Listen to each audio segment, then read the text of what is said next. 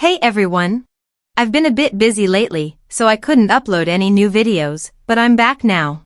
Even though I was offline, I still kept up with the latest updates and comebacks, and that's exactly what this video is about. I've noticed a new trend in the industry over the past few years. K-pop companies have increasingly leaned into controversy as a marketing tactic. But why? Because it works and it fills their pockets with money. It's incredibly easy to provoke outrage online, and truthfully, many K-pop fans don't hold artists accountable unless something truly serious happens. As long as it doesn't cross a certain line, companies know they can stir up drama without facing real consequences. Heejin, for instance, has played into this strategy very effectively.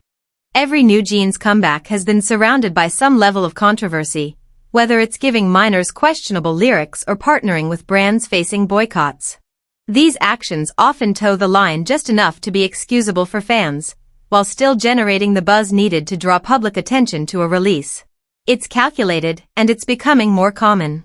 This doesn't mean that I think Newjeans' music is bad, not at all, but it is true that Heejin's problematic marketing tactics have played a very important role in their immediate success. I was inspired to make this video after watching the reactions to Gnarly by Katseye. The song is objectively bad, yet the discourse surrounding it, especially the mention of Tesla, managed to get people who wouldn't normally pay attention to the group to talk about it. Suddenly, the release was being reframed as camp or fun, simply as a counter-reaction to criticism. The same thing is happening with Allday Project. Let's be real. Do you think the black label doesn't know that Tarzan's presence in the group is controversial? Of course they do. That's exactly why he's there. He's not particularly talented, he's just an average Korean rapper who doesn't stand out in anything. His flow, tone, and lyricism is just painfully mid. But they knew his inclusion would spark conversation, and they played it safe, because again, no idol has ever truly been cancelled over cultural appropriation.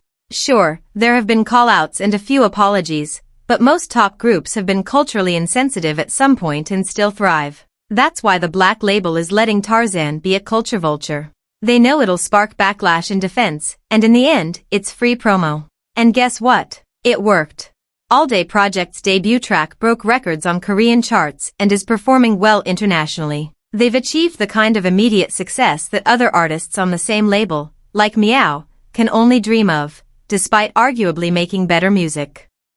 Now, I'm not naive. I know there's more to Allday Project's success than just Tarzan.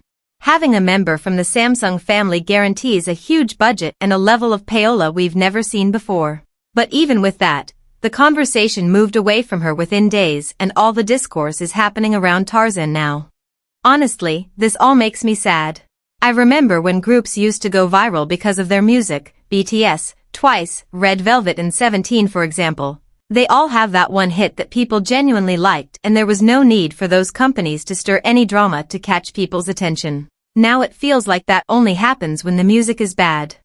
A bad release gets dragged and memed into virality. But a great song? Barely any noise, unless you're already a fan. Take i-dle, for example. Magnetic went viral not because it was a masterpiece, but because of the drama around the group's concept and lineup.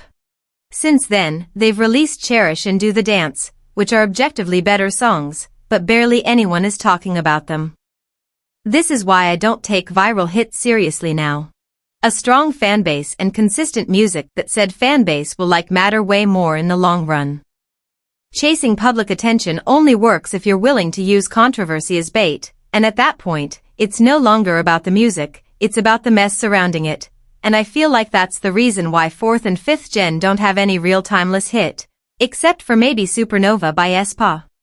Actually, as I was editing this video, I saw on Twitter that WayV is also engaging in cultural appropriation in their upcoming comeback. And it just proved my point about this becoming a new marketing trend aimed at gaining international attention for these groups and their releases. Companies seem to care only about the feelings of their Korean fanbase, knowing that many of them don't take issues of cultural insensitivity seriously. And since a lot of international K-pop stans can't seem to grow a backbone, companies know they can get away with it by issuing a simple, insincere, and generic apology. This promotional tactic isn't just morally wrong, it also sets a dangerous precedent.